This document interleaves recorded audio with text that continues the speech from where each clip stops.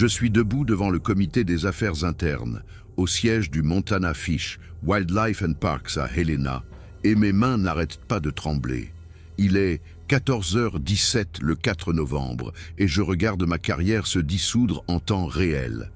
La vidéo tourne sur l'ordinateur portable face à 5 administrateurs au visage de pierre. J'entends ma propre respiration sur l'enregistrement, ce son d'hyperventilation désespérée que j'ai produit juste avant d'appuyer sur la détente. Les images du téléphone tremblent tellement qu'on peine à distinguer ce que je vise, juste une forme sombre et massive, penchée sur quelque chose dans la clairière, à environ 180 mètres de distance, à travers ma lunette de visée. Puis la détonation de ma carabine.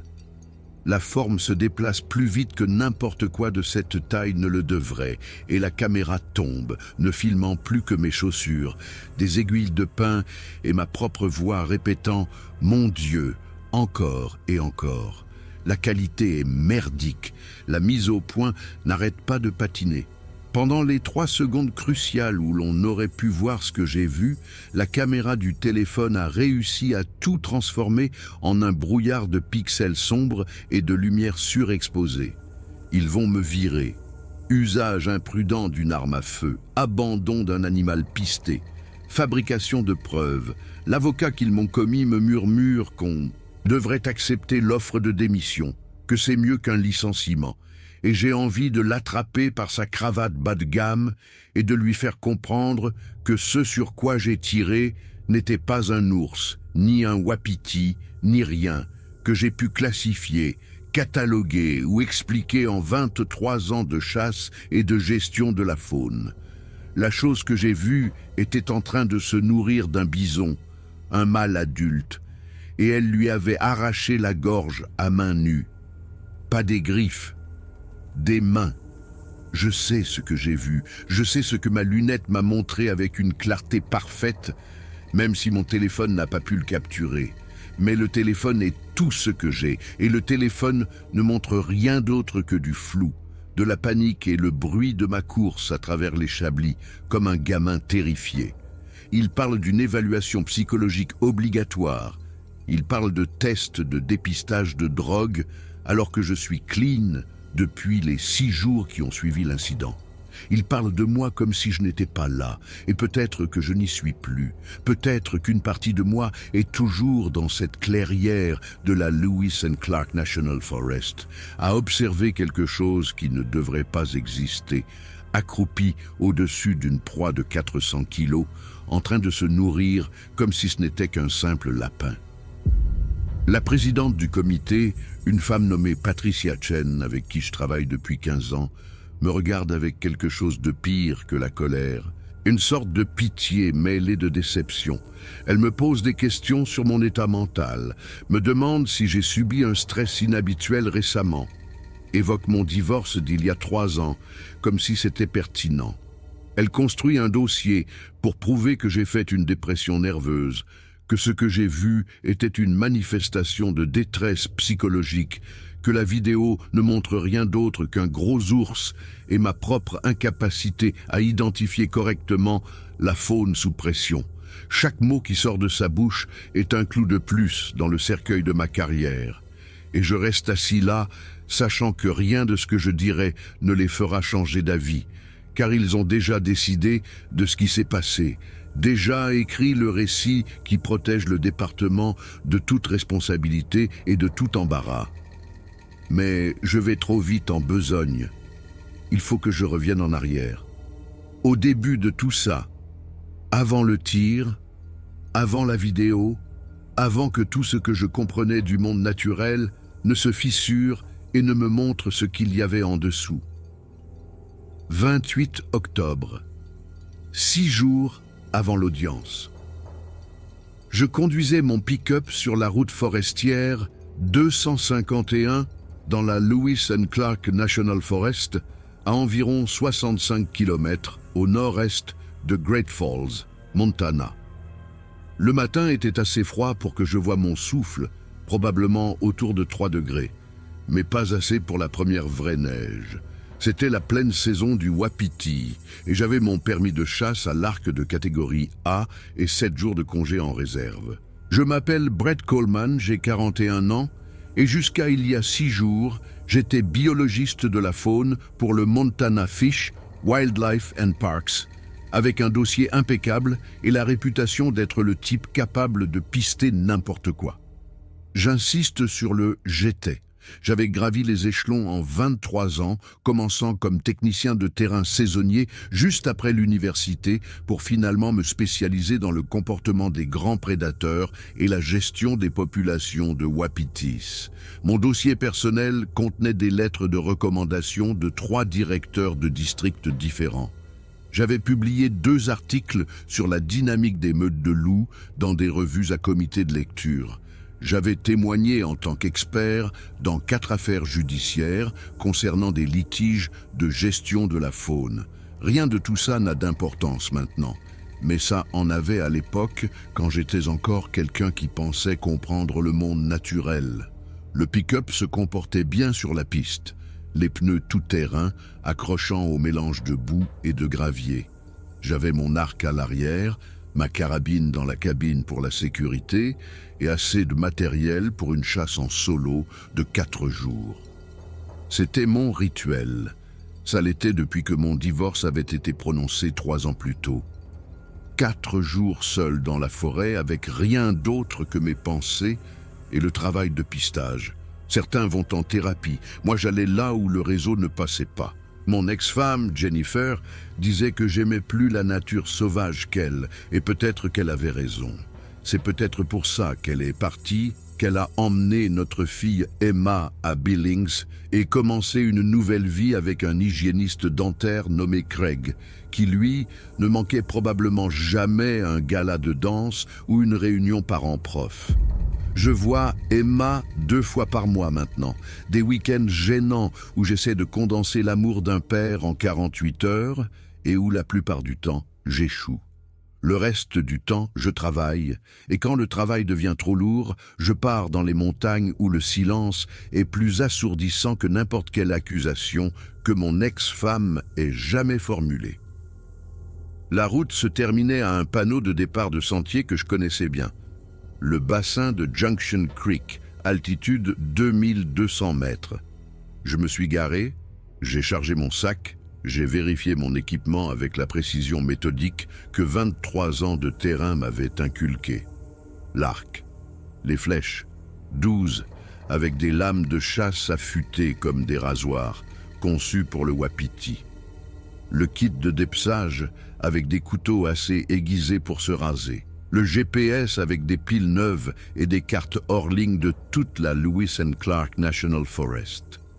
Le téléphone avec des cartes hors ligne en secours, entièrement chargées, une batterie externe au cas où. Une balise de détresse du genre qui envoie vos coordonnées au secours par satellite. Une trousse de premier secours assez complète pour gérer n'importe quoi, sauf une plaie thoracique soufflante. Un système de filtration d'eau. 4 jours de repas lyophilisés, une couverture de survie, un allume-feu, de la paracorde, une lampe frontale avec des piles de rechange, une bombe anti-ours, même si je n'ai jamais eu à m'en servir en 2 décennies de terrain. La carabine restait dans le coffre-fort du pick-up. C'était la saison de l'arc et je respectais les règles. À l'époque, je respectais encore les règles. La marche d'approche faisait 5 kilomètres à travers une forêt mixte de conifères, principalement des sapins de Douglas et des pins tordus, avec quelques zones d'épicéa d'Engelmann dans les endroits plus humides. Le sous-bois était dense, couvert de buissons de myrtilles déjà dépouillés par les ours se préparant à l'hibernation. J'ai vu de nombreux signes, des crottes de wapiti, assez fraîches pour être encore sombres et humides, des frottis sur les troncs d'arbres, où les mâles avaient gratté le velours de leur bois, de vieilles traces dans la boue près des traversées de ruisseaux. Normal, tout était absolument normal. La forêt semblait vivante comme la nature sauvage l'est toujours, à la fin octobre, ce dernier sursaut d'activité avant que l'hiver ne fige tout. J'ai fait fuir une biche à queue noire, à environ 1,5 km, la regardant s'éloigner de sa démarche bondissante caractéristique, son arrière-train blanc clignotant entre les arbres. J'ai vu des traces d'ours noirs, de vieilles déjections pleines de pépins de baie, des marques de griffes sur un arbre où l'un d'eux avait grimpé pour des pignons de pin. J'ai entendu des corbeaux croasser au loin, cette conversation rauque qu'ils ont et qui donne toujours l'impression qu'ils cancanent sur quiconque marche en dessous. Tout était exactement comme il se devait. J'ai établi mon campement vers midi, dans une petite clairière que j'avais déjà utilisée, à environ 400 mètres de l'endroit où Junction Creek se divisait en 2 plus petits affluents. Bonne source d'eau, bonne visibilité, bon vent pour le contrôle des odeurs. J'ai monté ma tente, une 2 places légère de 2 kilos, capable de résister à la météo du Montana. J'ai filtré de l'eau du ruisseau avec mon filtre Sawyer. J'ai mangé un repas lyophilisé, poulet et riz qui avait le goût du carton, mais fournissait des calories, et j'ai passé l'après-midi à scruter les lignes de crête avec mes jumelles. J'ai vu quelques femelles wapitis se déplaçant à travers les bois de l'autre côté du bassin, peut-être à 700 ou 800 mètres, mais rien qui vaille la peine d'être poursuivi le premier jour. Pas de mâle mature, pas de brame, rien qui ne suggère que le rude battait encore son plein. Ce n'était pas grave. J'avais 4 jours. La patience représente 90% de la chasse, et je n'avais que du temps. Cette première nuit, je me suis endormi au son du ruisseau, et je me suis réveillé 2 fois au son du brame du wapiti au loin, ce sifflement hurlant et préhistorique qu'il pousse pendant le rut. Le son porte à des kilomètres dans l'air de la montagne, se répercutant sur les crêtes, impossible à localiser. Je me souviens être allongé dans mon sac de couchage, bien au chaud, à écouter ces brames et à penser à la chance que j'avais. À quel point c'était paisible ici, à quel point j'en avais besoin, comment les problèmes de ma vie normale, la solitude, les week-ends gênants avec Emma, le poids lentement accumulé d'une carrière qui semblait de plus en plus administrative que scientifique. Tout cela s'évanouissait dans des endroits comme celui-ci. Ici, je n'étais pas un père divorcé qui avait choisi le travail plutôt que sa famille. Je n'étais pas un bureaucrate de niveau intermédiaire noyé sous la paperasse. J'étais juste un prédateur essayant de déjouer sa proie, le plus vieux jeu auquel les humains aient jamais joué, et pendant 4 jours c'était suffisant. Je ne savais pas que quelque chose d'autre se trouvait dans le bassin avec moi. Quelque chose qui m'observait probablement depuis que j'avais garé le pick-up.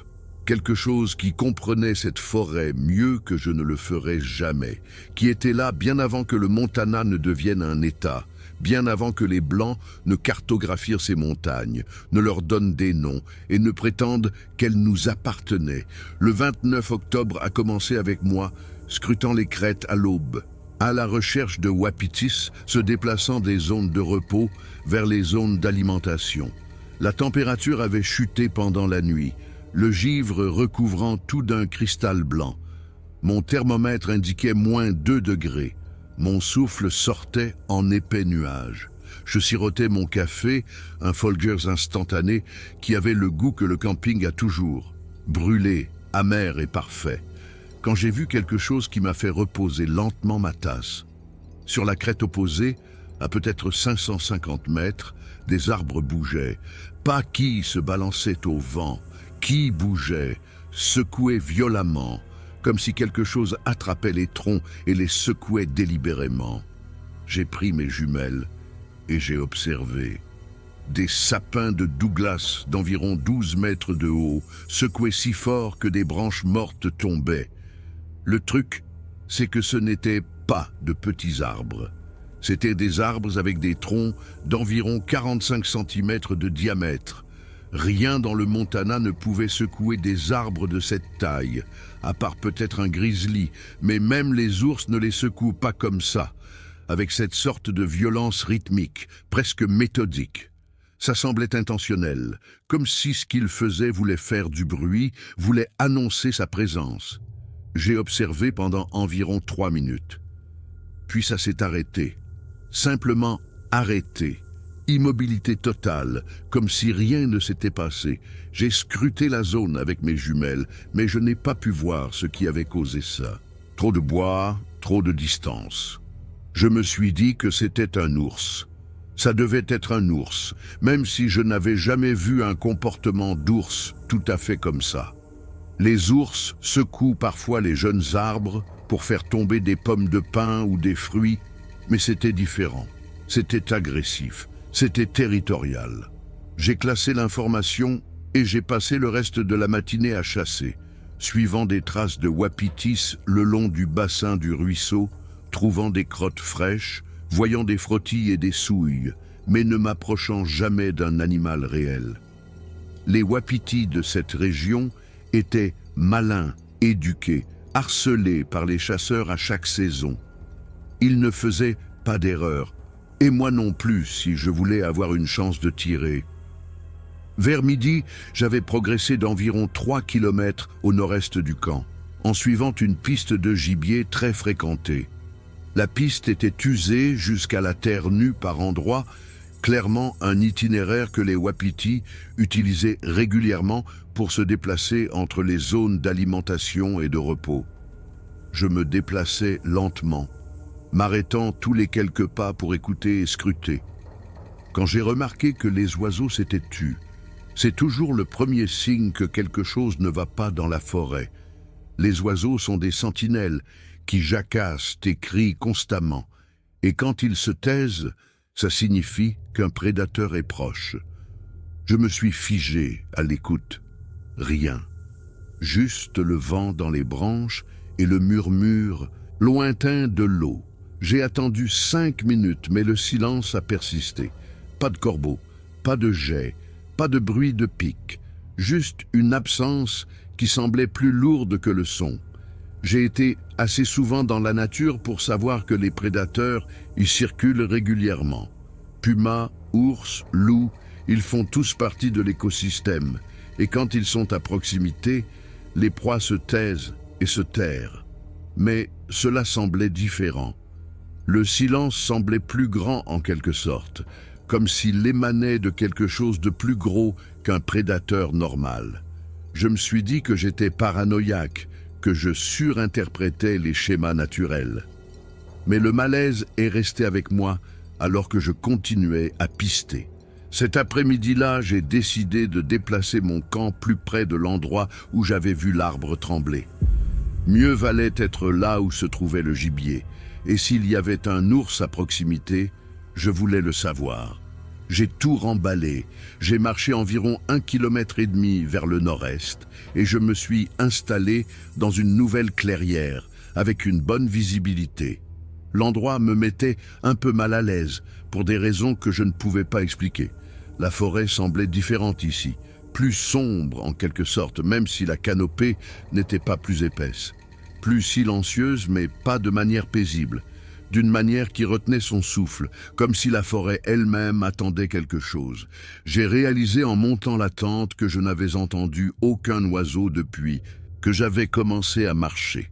Pas de corbeau, pas de geais, pas de bruit de pique, juste le vent dans les branches et le murmure lointain de l'eau. Pourtant, je me suis dit que j'étais paranoïaque. J'ai passé des centaines de nuits seul dans la nature. Le silence, ça arrive. Parfois, on est juste entre deux habitats ou en dehors des schémas de déplacement normaux. Parfois, le gibier est passé et on se trouve dans une zone temporairement vide. Ça ne signifie rien, sauf qu'on a choisi un mauvais endroit. J'ai fini de monter le camp, j'ai filtré plus d'eau, j'ai mangé un autre repas lyophilisé, ragoût de bœuf cette fois, encore pire que le poulet, et j'ai passé la soirée à organiser mon matériel et à planifier la chasse du lendemain.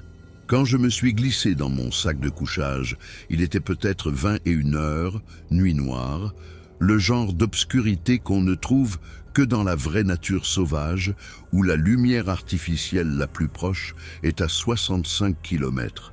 Les étoiles étaient incroyables, la voie lactée visible comme une bande épaisse à travers le ciel. Je suis resté là, à regarder à travers le plafond, en maille de la tente, me sentant petit comme la nature vous fait toujours sentir petit, et je me suis endormi en pensant aux habitudes des wapitis, à la direction du vent et à la question de savoir si je devais tenter une altitude plus élevée demain. Cette nuit-là, j'ai entendu la première pierre. J'étais dans mon sac de couchage, vers 23h30, commençant à m'assoupir, quand quelque chose de lourd a heurté le sol à une trentaine de mètres de ma tente. Pas une branche qui tombe, une pierre. Je connais le son. Une branche fait un bruit sourd et doux, absorbé par le tapis d'aiguille et le sous-bois. Une pierre fait un son plus dur, ce toc solide de la pierre frappant la terre. Je me suis redressé à l'écoute. Rien. Puis, environ 2 minutes plus tard, une autre pierre, plus proche. Puis une autre. Elles atterrissaient en un arc approximatif autour de mon camp, ne touchant jamais la tente, mais certainement assez près pour que je sache que ce n'était pas aléatoire. Les pierres ne tombent pas en suivant un schéma. Les animaux ne lancent pas de pierres. Sauf que c'est exactement ce que je pensais. Quelque chose lançait des pierres sur mon camp. J'ai ouvert la fermeture éclair de la tente et j'ai regardé dehors. Pleine lune, bonne visibilité, peut-être 15 mètres dans chaque direction, avant que la lisière des arbres ne devienne trop épaisse. Rien. Pas de mouvement. Pas de reflet d'yeux dans le faisceau d'une lampe de poche. La forêt était complètement immobile. Ce silence de mort qui est en quelque sorte plus fort que le son. J'ai écouté pendant encore 10 minutes et je n'ai rien entendu d'autre. Finalement, je me suis convaincu que c'étaient des pierres qui se tassaient à cause du gel ou peut-être des racines d'arbres en expansion qui délogènent des pierres. De la géologie, pas de la faune. Je me suis endormi en me répétant cela, mais une partie de mon cerveau n'y croyait pas, me gardant dans un sommeil léger, me faisant écouter même dans l'inconscience. 30 octobre. Je me suis réveillé à l'aube et j'ai immédiatement su que quelque chose n'allait pas. Il y avait des empreintes autour de ma tente, pas des empreintes de wapiti, pas des empreintes d'ours, rien que je ne reconnaisse. Elle se trouvait dans une parcelle de terre humide de givre à environ 3 mètres de l'entrée de ma tente, claire comme le jour, bipède, 5 orteils, grande. Les empreintes mesuraient peut-être 40 cm de long et 18 de large au niveau de la plante du pied. Les marques des orteils étaient prononcées, en particulier le gros orteil, qui semblait avoir plus de flexibilité que la griffe d'un ours. La longueur de la foulée entre les empreintes était énorme, peut-être 1,50 m. J'ai vu toutes les empreintes que le Montana a à offrir. Ours noir, grizzly, loup, puma, wapiti, orignal, cerf. J'ai vu des empreintes rares aussi, de gloutons et de lynx. J'ai étudié des manuels de pistage et des guides de terrain et j'ai passé des centaines d'heures à identifier des traces. Celles-ci ne correspondaient à rien. Les crêtes dermiques étaient visibles dans la terre plus fine, suggérant une peau plutôt que de la fourrure ou des griffes.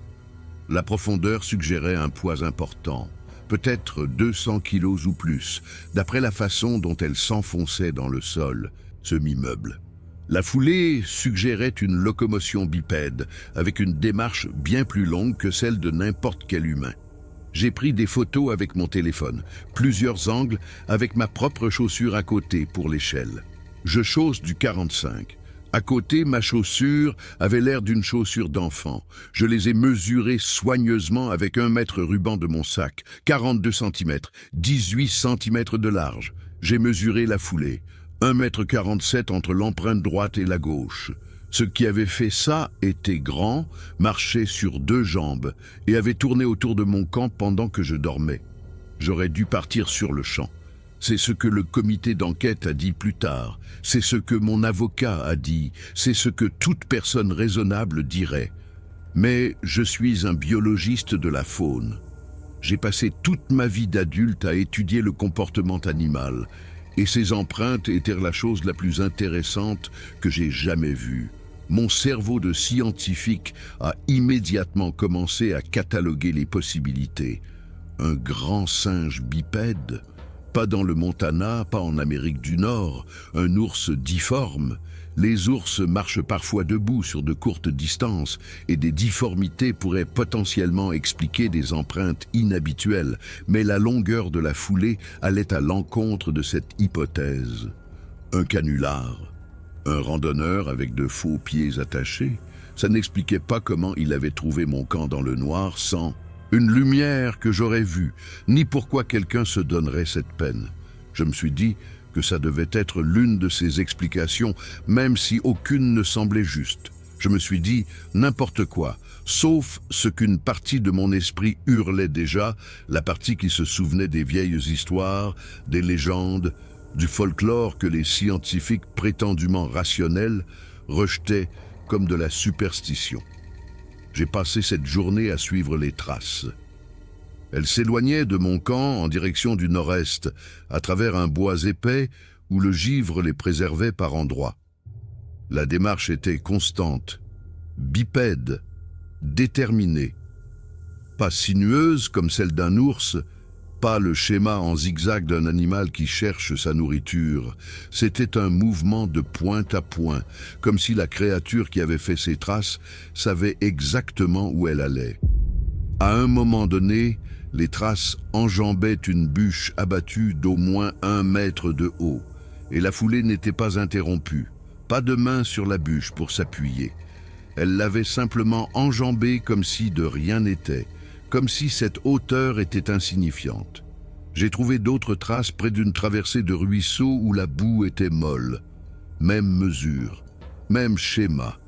Et j'ai trouvé autre chose, des excréments, de gros excréments, d'environ 15 cm de diamètre, laissés sur une pierre plate près de l'eau. Je les ai examinés attentivement, j'ai pris des photos.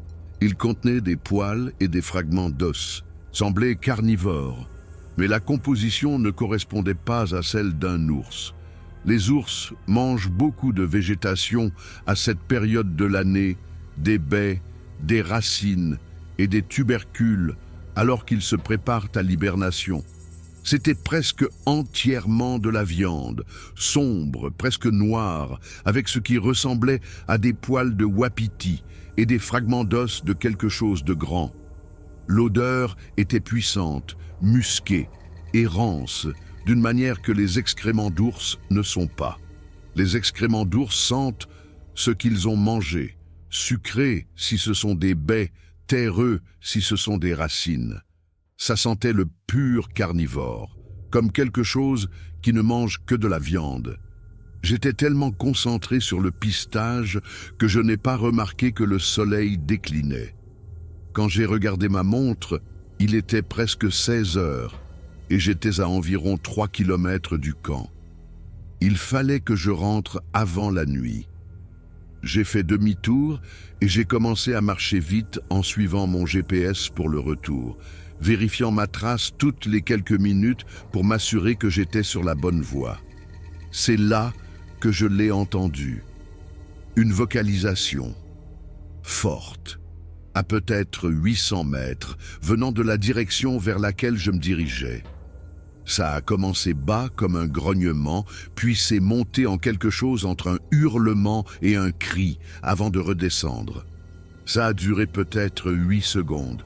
Je me suis figé. J'ai entendu des loups hurler des centaines de fois ce son long et mélancolique qui porte à des kilomètres. J'ai entendu des pumas crier, ce cri terrifiant presque humain qu'ils poussent pendant la saison des amours. J'ai entendu des wapitis bramer et des orignaux beugler, et tous les sons que la nature du Montana produit. Ce n'était rien de tout ça, c'était plus ample, plus profond, et ça avait une qualité qui me donnait la chair de poule. Ça semblait en colère, ça semblait territorial, ça sonnait comme un avertissement.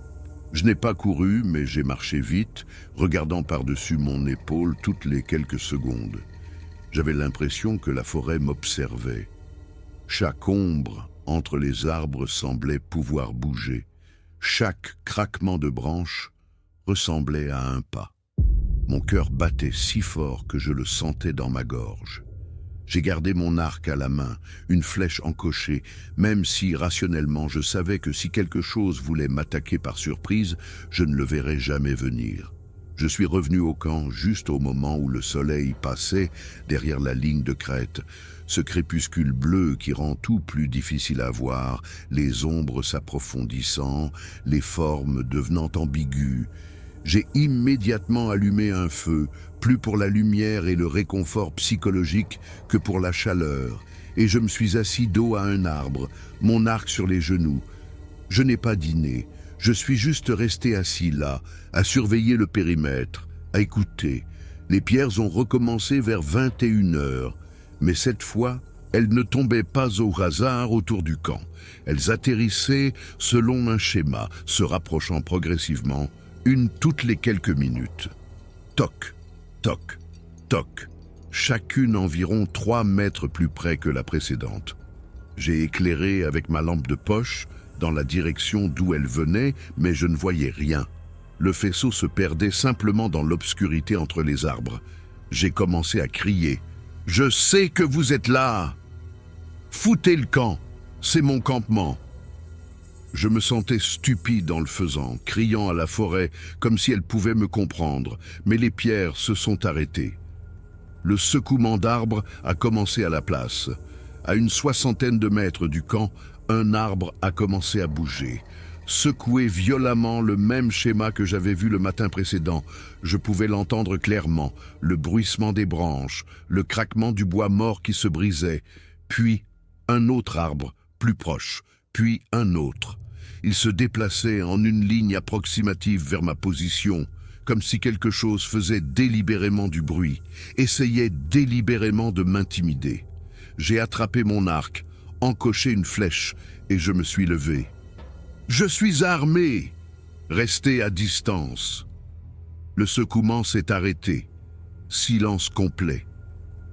J'ai attendu, la flèche bandée, les muscles en feu, pendant 5 minutes. Rien.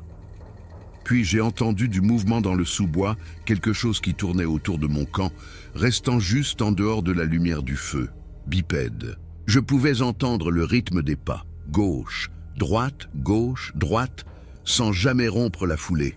Quoi que ce fût, ça me tournait autour, restant juste hors de vue, s'assurant que je savais que c'était là. Montrez-vous. Je hurlais maintenant, la peur prenant le dessus sur tout le reste. Les pas se sont arrêtés, puis quelque chose a heurté ma tente. Une pierre, plus grosse que les autres, assez lourde pour faire vibrer les arceaux de la tente. Elle avait été lancée avec force et précision depuis l'obscurité. J'ai pivoté, décochant la flèche à l'aveugle dans cette direction. Je l'ai entendu heurter un arbre quelque part dans le noir. J'ai immédiatement encoché une autre flèche. Mes mains tremblaient tellement que j'avais du mal à la mettre sur la corde. Puis j'ai entendu quelque chose qui m'a glacé le sang, une respiration lourde, profonde et rythmée, venant de plusieurs directions, comme si j'étais encerclé, comme s'il y en avait plus d'un. J'ai attrapé ma lampe de poche et j'ai tourné sur moi-même, essayant d'illuminer la lisière des arbres. Rien, juste des arbres, l'obscurité et ma propre respiration paniquée se mêlant à ce qui se trouvait là dehors. La respiration a continué pendant environ 30 secondes, puis s'est arrêtée. Silence complet. Je suis resté là pendant encore 5 minutes, avant de baisser mon arc, le cœur battant à tout rompre, chaque muscle tendu. Quoi que ce fût, ça avait décidé de partir, ou du moins d'arrêter de faire du bruit. Je me suis rassis, mais je n'ai pas dormi. Je n'ai pas dormi cette nuit-là. J'ai entretenu le feu jusqu'à l'aube, brûlant la plupart de mon bois, assis avec une flèche encochée jusqu'à ce que mes bras me fassent mal. Quand le soleil s'est enfin levé, j'étais épuisé, terrifié et en colère. En colère contre moi-même d'être resté, en colère contre ce qui se trouvait là dehors, en colère de me sentir si impuissant. J'ai pisté des grizzlies, j'ai travaillé sur des meutes de loups.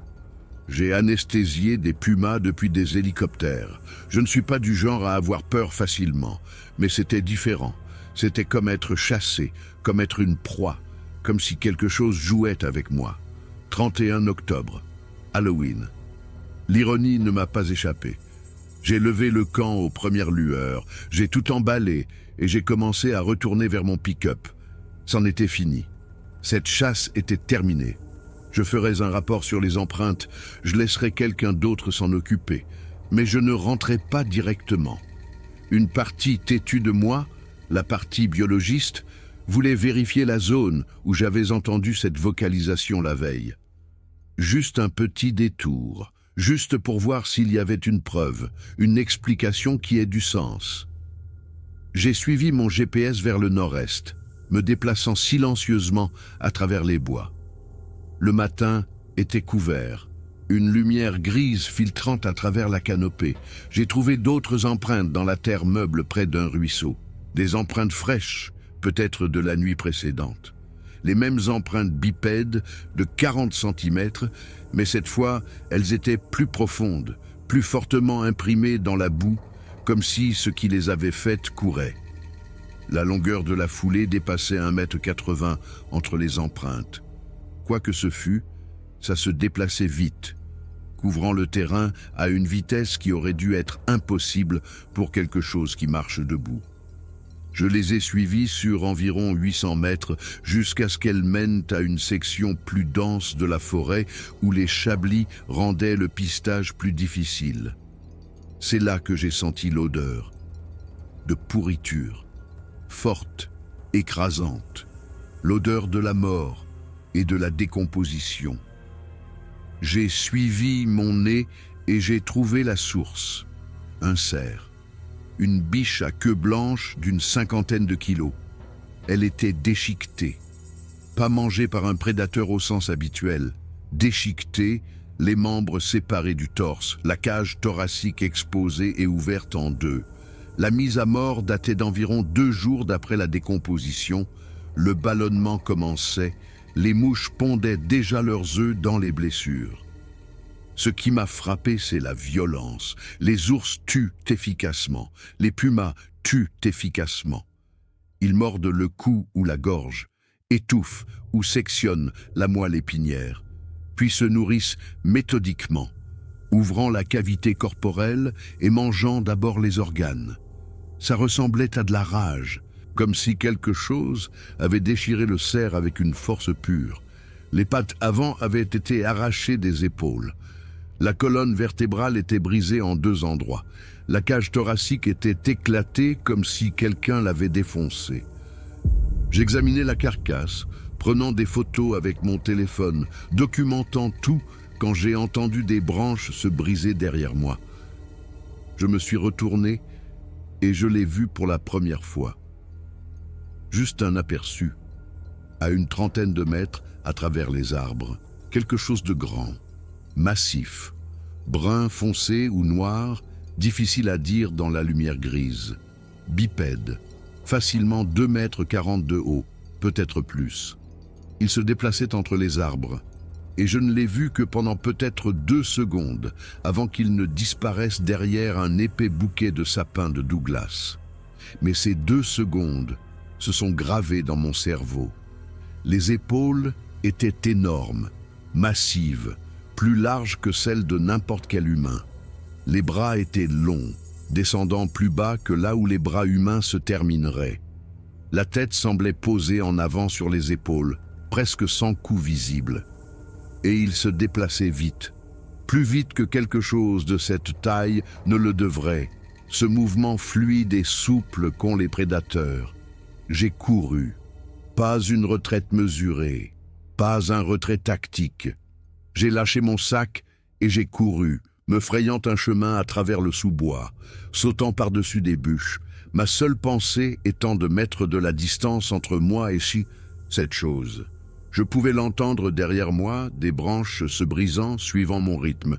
Il ne me poursuivait pas exactement, mais il suivait, maintenant la distance, comme pour voir ce que j'allais faire.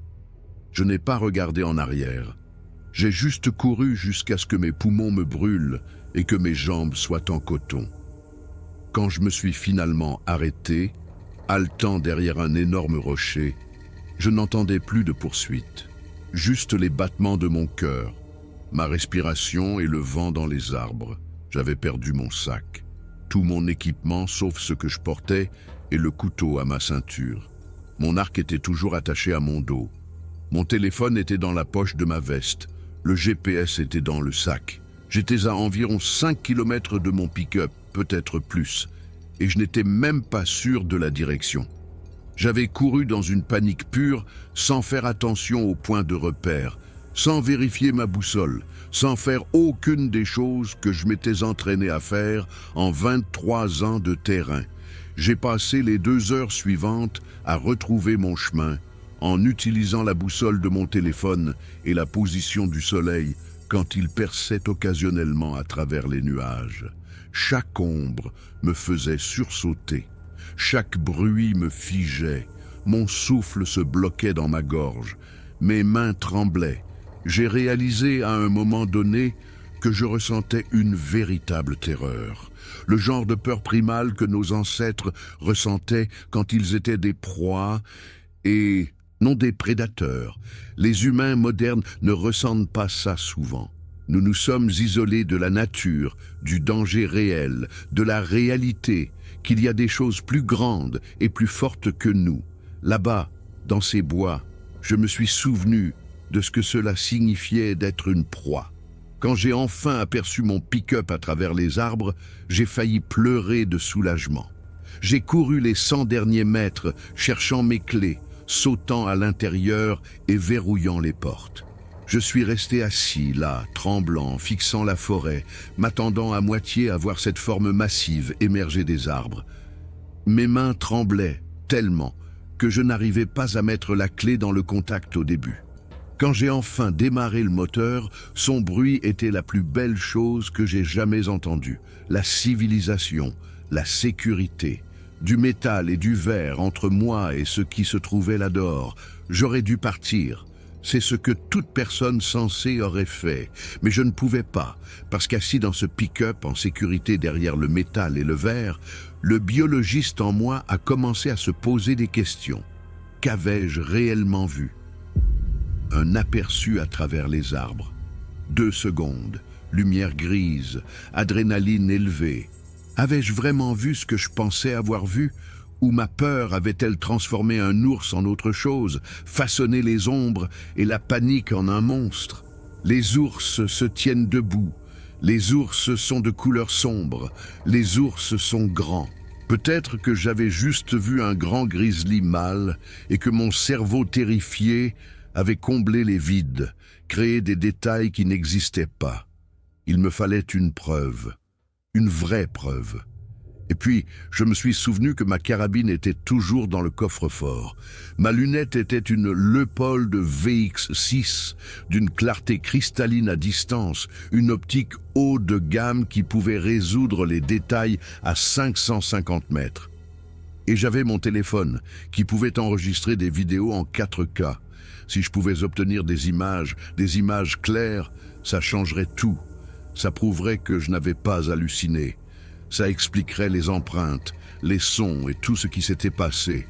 Et si je pouvais réussir un tir net, si je pouvais réellement tuer cette chose, j'aurais une preuve physique, un spécimen, une preuve indéniable que quelque chose d'inconnu existait dans ces forêts. Je suis resté assis dans ce pick-up pendant probablement 20 minutes à débattre avec moi-même. Le choix sûr était de partir. Le choix intelligent était de conduire directement au poste des gardes forestiers et de signaler ce que j'avais vu, de laisser une équipe revenir, de faire ça correctement avec du renfort et un protocole. Mais je n'ai jamais été doué pour les choix sûrs. J'ai passé ma carrière à pister des animaux dangereux, à étudier des prédateurs, à me mettre dans des situations que d'autres éviteraient. Et ça, quoi que ce fût, c'était la découverte d'une vie. C'était le genre de choses qui se retrouvent dans la revue Nature, qui change notre compréhension de la mégafaune nord-américaine, qui fait des carrières et réécrit les manuels. Et peut-être, si je suis honnête avec moi-même, assis ici dans cette salle d'audience à regarder ma carrière s'effondrer, peut-être que j'en avais besoin. Besoin de la validation. Besoin de la preuve que j'étais encore bon dans mon travail, encore capable de travail de terrain, encore plus qu'un père divorcé qui avait choisi la nature plutôt que sa famille. Besoin d'être le type qui a fait la découverte au lieu du type qui a fui des ombres. J'ai pris ma carabine dans le coffre-fort, j'ai vérifié le chargement. 5 cartouches, .300 Winchester Magnum, capable d'abattre un wapiti à 350 mètres. Assez pour arrêter n'importe quoi dans le Montana. J'ai mis une 6e cartouche dans ma poche. J'ai sorti mon téléphone, vérifié la batterie, 73%, suffisant. J'ai commencé à enregistrer une vidéo, même si je ne filmais que le tableau de bord, parce que je voulais tout documenter. Puis, j'ai commencé à parler, forçant ma voix à rester stable, même si mes mains tremblaient encore. Il est 14h47, le 31 octobre. Je suis au départ du sentier de Junction Creek, dans la Lewis and Clark National Forest. Je m'apprête à retourner sur les lieux pour documenter ce que j'ai vu. J'ai fait une pause, réalisant à quel point ça semblerait fou.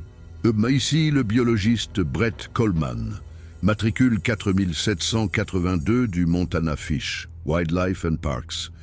J'ai observé un animal bipède non identifié d'environ 2,40 m de haut, de couleur sombre, dans la forêt à environ 5 km au nord-est de cette position.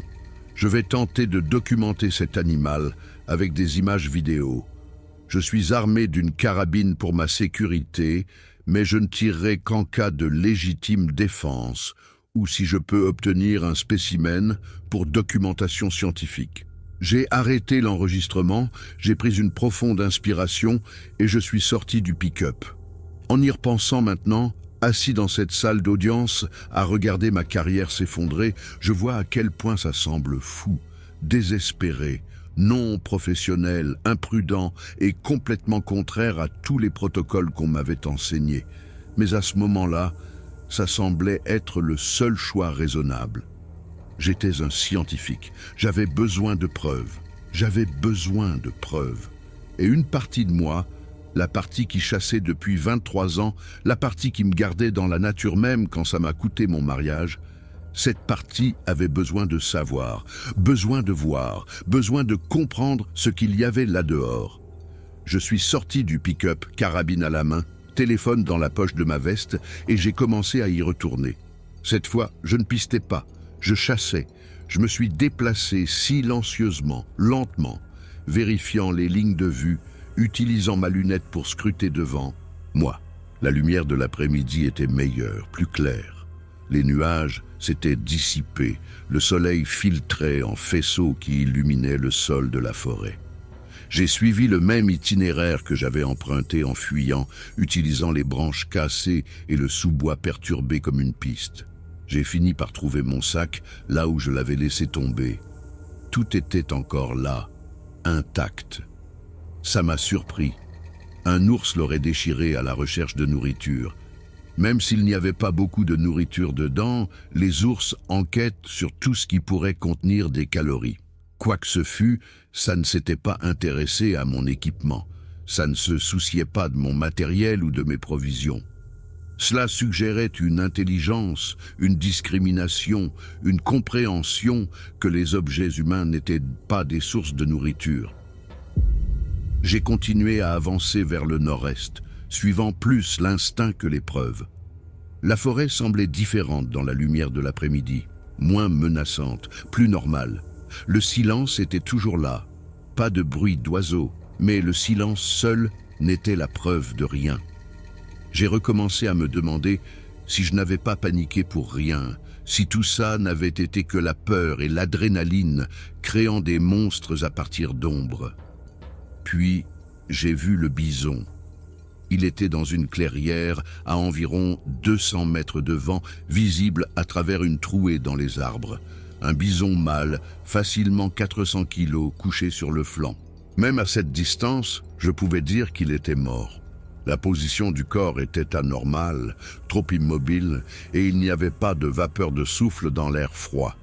Les bisons ne se couchent pas comme ça. Quand les bisons se reposent, ils gardent la tête haute, restent alertes. Celui-ci était effondré, étalé de manière anormale. J'ai utilisé ma lunette pour regarder de plus près, et ce que j'ai vu a fait battre mon cœur à nouveau. La gorge de l'animal était ouverte, une blessure massive, le sang sombre tachant l'herbe en une large flaque. L'une des pattes avant était tordue à un angle contre nature, probablement cassée. La cage thoracique montrait des dommages, des côtes cassées visibles à travers la peau. C'était une proie fraîche, tuée il y a quelques heures peut-être, le sang encore liquide, pas de décomposition significative. Et les bisons ne sont pas des proies dans le Montana. Il n'y a rien ici qui chasse régulièrement les bisons adultes. Les loups peuvent abattre un veau ou un individu malade, mais un mâle en bonne santé de 400 kilos? Cela nécessite un prédateur que nous n'avons pas, quelque chose avec la taille, la force et la capacité de chasse qui ne devrait pas exister en Amérique du Nord. Et puis il est apparu. Au moins 2,40 m de haut, peut-être 2,50 m, couvert de poils bruns foncés, plus long sur les épaules et la tête, plus court sur les bras et le torse. Le visage était sombre, plus plat que celui d'un gorille, mais pas humain. Un profil comprimé avec une arcade sourcilière prononcée. Les yeux étaient enfoncés, dans l'ombre à cette distance. Le nez était large. La bouche était légèrement entr'ouverte et je pouvais voir des dents même à cette distance, de grandes dents, des canines visibles. Les épaules étaient massives, très musclées, le cou épais et puissant. Les bras étaient longs, se terminant par des mains qui semblaient assez humaines pour être terrifiantes. Des doigts, pas des griffes, des pouces opposables, des mains qui pouvaient saisir, manipuler, déchirer. Il était accroupi sur le bison, une main tenant la tête de l'animal en arrière, l'autre plongeant dans la blessure à la gorge. Alors que je regardais à travers ma lunette, figé de choc, d'admiration et de terreur, il a retiré quelque chose de la blessure, de la viande ou un organe, sombre et luisant, et l'a porté à sa bouche. Il se nourrissait. Le mouvement était désinvolte, exerçait le genre d'efficacité confortable qui vient de la répétition. Ce n'était pas un animal désespéré luttant pour sa survie. C'était un prédateur alpha mangeant une proie habituelle. Je l'ai regardé mâcher, replonger dans la carcasse et en retirer plus de viande, se nourrir avec une patience méthodique qui était en quelque sorte plus terrifiante que l'agression. C'était une routine pour lui. C'était ce qu'il faisait. Il tuait des animaux qui pesaient une demi-tonne et s'en nourrissait comme si de rien n'était.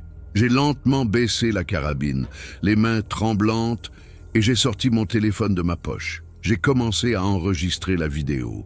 J'ai levé le téléphone, essayant de zoomer, essayant de le garder stable, même si mes mains tremblaient si fort que l'image devenait floue. À travers l'écran de mon téléphone, je pouvais le voir, penché sur sa proie, se nourrissant avec cette terrible désinvolture. Le zoom de mon téléphone empirait tout. L'image était dégradée. La mise au point oscillait entre le premier plan et l'arrière-plan. Mais c'était quelque chose. C'était une preuve. J'ai enregistré pendant environ 90 secondes, les plus longues de ma vie, regardant cette chose impossible exister, la regardant se nourrir, la regardant démontrer que tout ce qu'on m'avait appris sur la faune nord-américaine était incomplet. Puis j'ai baissé le téléphone, levé la carabine et regardé à travers la lunette. Le grossissement a tout rendu net. Grossissement fois 6, optique cristalline, et soudain je pouvais voir les détails. Je pouvais voir la texture de ses poils, rêches et épais, emmêlés par endroits avec ce qui pouvait être du sang ou de la terre. Je pouvais voir la largeur de ses épaules, facilement 1 mètre de large, les muscles visibles sous les poils. Je pouvais voir ses mains, 5 doigts, pouces opposables, paumes sombres avec ce qui ressemblait à des ongles. Je pouvais voir son visage, ce visage plat et sombre qui semblait presque humain mais ne l'était pas, ne pourrait jamais l'être. L'arcade sourcilière était trop prononcée, la mâchoire était trop puissante, les yeux, même dans l'ombre, étaient trop écartés, trop grands. Mais la structure générale, la disposition des traits, était troublante de familiarité. Comme regarder un parent à travers un verre déformant, reconnaissable mais faux. J'ai chambré une cartouche lentement, silencieusement. La clairière était à environ 180 mètres. Le vent était minimal, peut-être 5 km par heure de gauche à droite. J'avais un tir net. C'était une distance de tir pour un Wapiti trophée et j'avais fait des tirs comme ça des centaines de fois. Mon entraînement disait de viser haut derrière l'épaule pour le cœur et les poumons. Une position de 3/4 arrière est idéale. Elle offre un chemin dégagé vers les organes vitaux. Cette chose était de 3/4 arrière, accroupie sur le bison, présentant un tir parfait de flanc à 3/4. Mon entraînement disait un tir net pour l'immobiliser. Mais mon entraînement était pour les wapitis, les cerfs et les animaux que je comprenais. Cette chose, quoi qu'elle soit, je n'avais aucune idée de l'emplacement de ses organes vitaux, de l'épaisseur de ses muscles, si sa structure osseuse était similaire à celle des primates connus, si un .300 Winchester Magnum serait même suffisant. Mais je savais aussi que si je le laissais partir, je n'aurais plus jamais cette chance, personne ne me croirait. Les images du téléphone pourraient ne pas être assez claires. C'était ma seule chance d'avoir une preuve, une documentation, un spécimen qui réécrirait notre compréhension de ce qui est possible. Une justification pour chaque empreinte étrange que j'avais jamais vue, chaque son inexpliqué, chaque histoire rejetée comme du folklore. J'ai centré le réticule sur le haut de son torse, à droite du centre de masse, visant là où je pensais que le cœur pourrait se trouver dans une cage thoracique de primate. J'ai contrôlé ma respiration, ralenti mon rythme cardiaque, forcé mes mains à rester stables.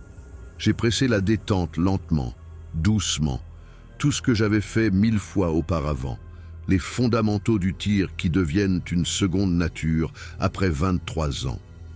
Le coup de feu a claqué dans la forêt, se répercutant sur les crêtes, incroyablement fort après le silence. À travers la lunette, je l'ai vu réagir, tressaillir, et se tourner vers moi plus vite que n'importe quoi de cette taille ne le devrait. J'ai su immédiatement que j'avais manqué ou touché trop en arrière, attrapé un muscle au lieu des organes vitaux. Il n'est pas tombé. Il s'est redressé de toute sa hauteur, et même à 200 mètres, je pouvais voir sa taille impossible. 2,50 m facilement, peut-être 2,75 m. 250 kilos minimum, peut-être plus. Puis il m'a regardé droit dans les yeux, pas vers le son, vers moi, comme s'il savait exactement où j'étais, comme s'il pouvait me voir à travers les arbres, le reflet de la lunette et les 200 mètres de distance. Et à ce moment-là, en regardant quelque chose qui ne devrait pas exister, me regarder en retour, j'ai ressenti une terreur plus profonde que tout ce que j'avais jamais connu. Parce qu'il n'a pas fui en panique. Il n'a pas fui comme une proie.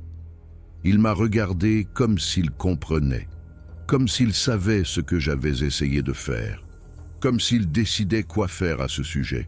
Puis il a bougé, pas en courant vers moi, mais en s'éloignant, disparaissant dans les bois de l'autre côté de la clairière, avec une vitesse qui semblait physiquement impossible. J'ai chambré une autre cartouche, les mains tremblantes, essayant de le retrouver dans la lunette. J'ai aperçu une forme sombre entre les arbres. J'ai tiré à nouveau, un tir précipité, j'ai entendu la balle frapper du bois. J'ai chambré une troisième cartouche, mais il était parti, disparu dans la forêt, comme s'il n'avait jamais été là, comme si je l'avais imaginé, comme si tout ça n'était qu'une hallucination, à l'exception du bison mort, du sang et des preuves impossibles qui gisaient dans cette clairière.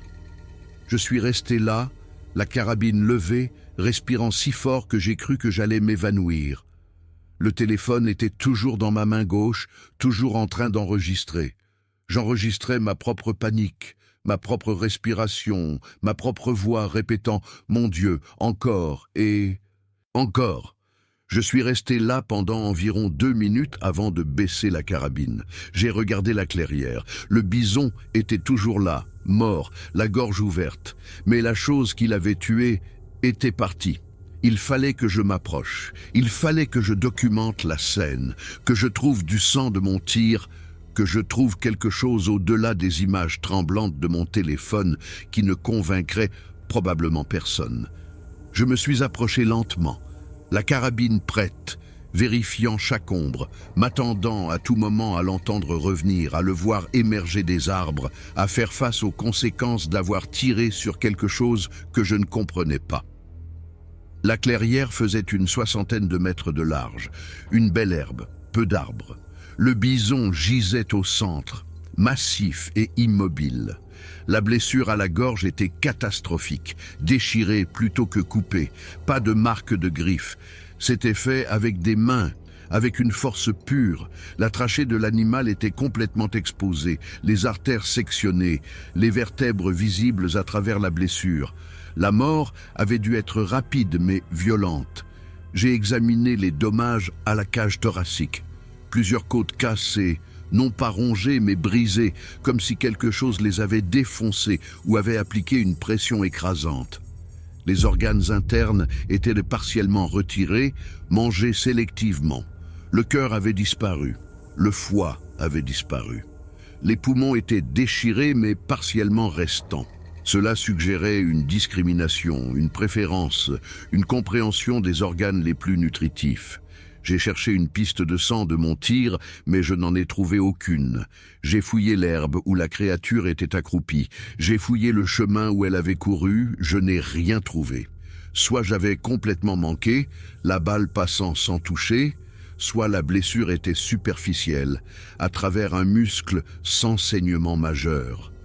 Le sol de l'autre côté de la clairière montrait des perturbations là où la chose avait couru, des branches cassées, des feuilles dérangées, des empreintes profondes dans la terre meuble où elle avait pris son impulsion.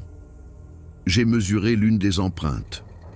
43 cm, plus profonde que les autres que j'avais vues, enfoncées dans la terre avec la force d'une foulée de course.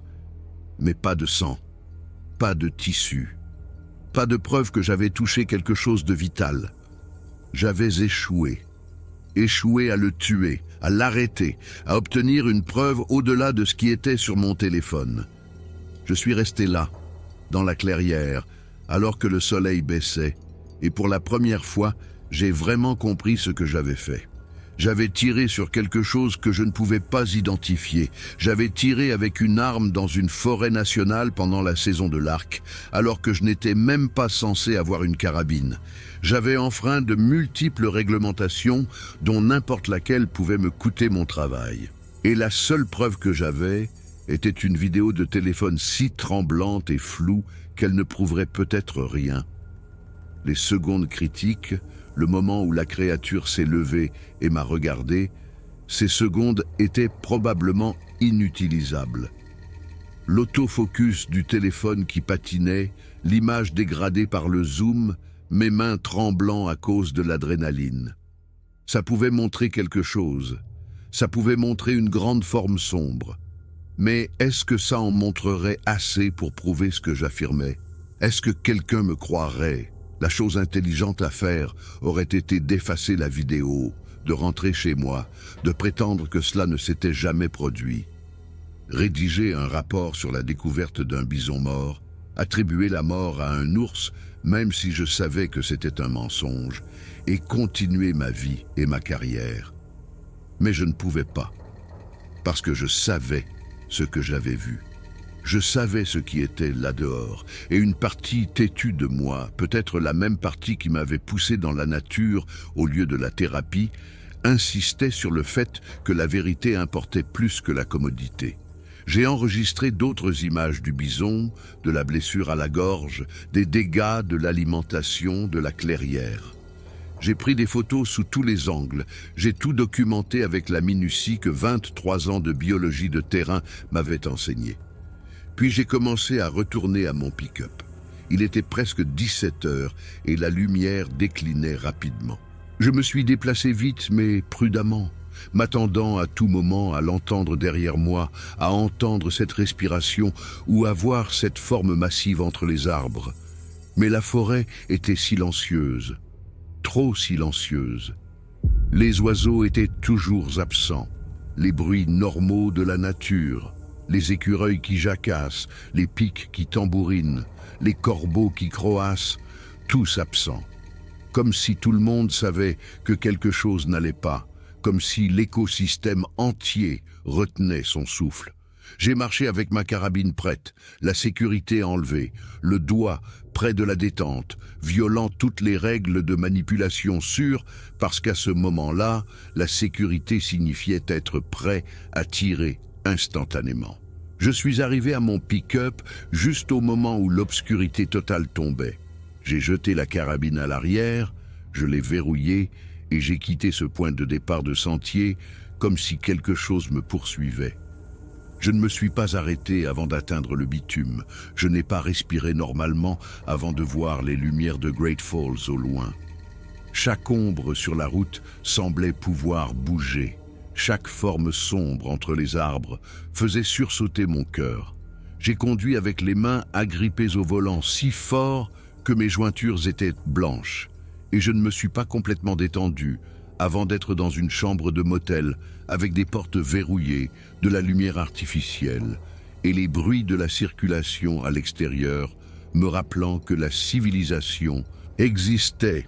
J'ai passé cette nuit dans une chambre de motel à revoir la vidéo en boucle. La vidéo était mauvaise, vraiment mauvaise.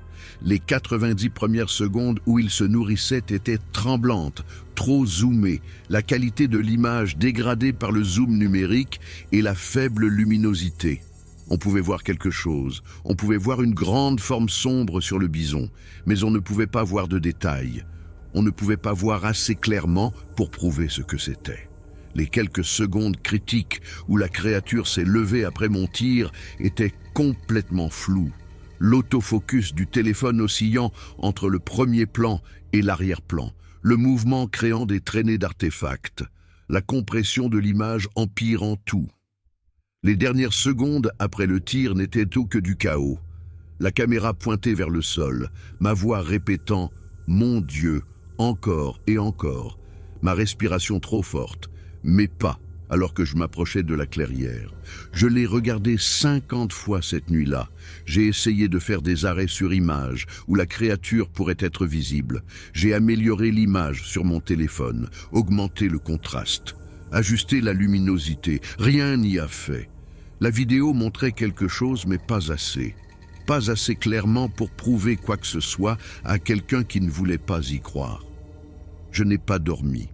Je suis juste resté assis dans cette chambre de motel à regarder la vidéo en boucle, mangeant des sandwichs de station-service que je ne pouvais pas goûter, me demandant si quelqu'un me croirait, me demandant si je venais de détruire ma carrière pour rien, me demandant ce qui se passerait quand je signalerais ça, me demandant si je devais simplement laisser tomber, tout effacer, prétendre que ça ne s'était jamais produit. Mais je ne pouvais pas.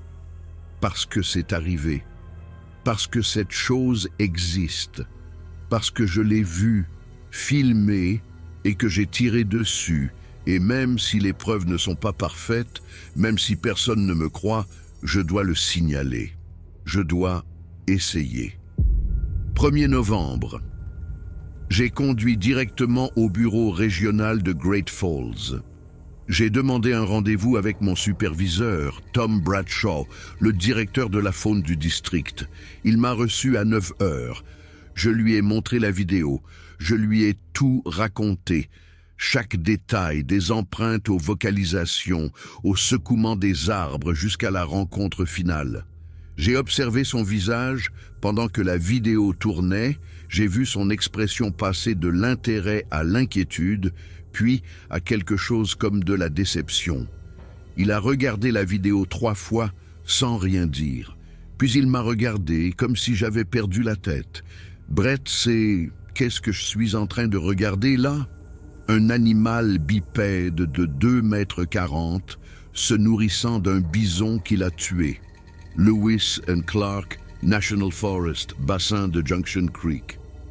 On dirait un ours. Ce n'est pas un ours. Je l'ai vu de près à travers une lunette de visée. Grossissement x6.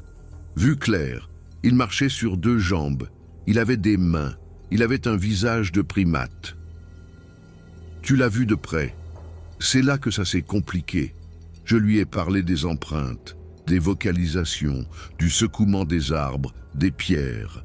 Je lui ai parlé de l'aperçu à travers les arbres, du pistage. Et puis j'ai dû lui parler de la carabine, du tir, de la violation des réglementations de la saison de l'arc, du fait d'y être retourné après avoir déjà fui une fois, d'avoir pris la décision consciente de m'armer d'une arme qui n'était pas légale pour la saison, d'avoir tiré sur quelque chose que je ne pouvais pas identifier positivement. Son visage est passé de l'inquiétude à la colère, puis à quelque chose de pire, la déception. Tu as tiré avec une arme à feu pendant la saison de tir à l'arc. Je documentais une espèce inconnue. C'est une découverte biologique majeure. Tu as tiré sur un ours pendant la saison de l'arc avec une carabine de gros calibre. Ce n'est pas un ours, Tom. Regarde les proportions. Regarde comment il bouge quand il se lève. Je regarde une vidéo floue prise par quelqu'un qui était clairement en détresse. Brett, j'entends parler d'empreintes, de sons et d'observations subjectives faites alors que tu étais seul et effrayé. Il s'est adossé à sa chaise, m'étudiant. « Tu as bu? Quoi? Non? Tu prends quelque chose? Des médicaments, des drogues récréatives, n'importe quoi qui pourrait affecter ton jugement. Tom, je te dis ce que j'ai vu, c'est réel, c'est documenté. C'est une vidéo d'un ours, un gros ours se nourrissant d'un bison. Ce n'est pas rare. Les grizzlies se nourrissent des carcasses de bisons, même des mâles en bonne santé s'ils meurent d'autre cause. Le bison n'est pas mort d'autre cause, sa gorge a été arrachée. Par des mains, il n'y avait pas de marque de griffes. Les ours n'ont pas besoin de griffes pour tuer, ils ont une force de morsure énorme. Ils peuvent... Je sais ce que les ours peuvent faire. J'étudie les ours depuis 20 ans. Ce n'était pas un ours. Il a fermé son ordinateur portable. Brett, tu sais que je te respecte. Tu es l'un des meilleurs biologistes de terrain avec qui j'ai travaillé. Ton parcours est impeccable. Mais ça, il a fait un geste vers l'ordinateur, ce n'est pas bon. C'est une violation grave du protocole. Tu as tiré avec une arme à feu pendant la saison de tir à l'arc. Tu étais sur le terrain avec une carabine alors que tu n'aurais dû avoir qu'un arc. Tu as tiré sur un animal que tu ne pouvais pas identifier positivement. N'importe laquelle de ces choses est un motif de mesure disciplinaire. Toutes ensemble, Brett, je dois signaler ça. Signale-le. Montre la vidéo à un expert en primates. Envoie-la à... Je vais avoir besoin que tu te soumettes à un test de dépistage de drogue aujourd'hui, et je te mets en congé administratif en attendant une enquête sur le tir. Tu ne prends pas ça au sérieux? Je prends les violations au sérieux. Brett, tu comprends que c'est grave, n'est-ce pas? Ce n'est pas seulement une violation des réglementations de la pêche et de la chasse. Selon la façon dont les procureurs voient les choses, cela pourrait être une mise en danger d'autrui.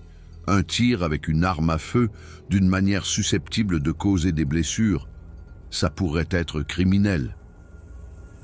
Je suis resté assis là à le regarder, réalisant que tout s'effondrait. Il ne me croyait pas, ne me croirait pas.